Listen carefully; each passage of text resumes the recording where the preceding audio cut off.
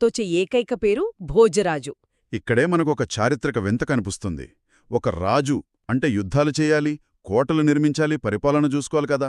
కాని ఈ భోజరాజు ఏకంగా విభిన్న శాస్త్రాలపై స్వయంగా పుస్తకాలు రాశాడు. ఇది నిజంగా ఆశ్చర్యం.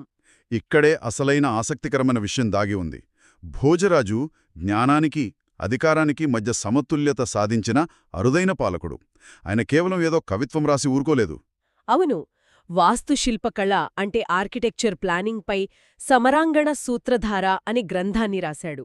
ఒక రాజు కూర్చుని భవనాల నిర్మాణాల గురించి, కొలతల గురించి పుస్తకం రాయడం ఊహించండి.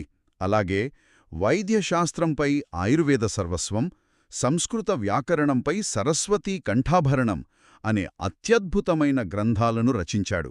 అందుకే ఆ కాలంలో అతనికి కవిరాజా అనే బిరుదును సగర్వంగా ఇచ్చారు. సమాజంలో ఒక రాజు కేవలం భయాన్ని కాదు, జ్ఞానాన్ని కూడా పంచాలి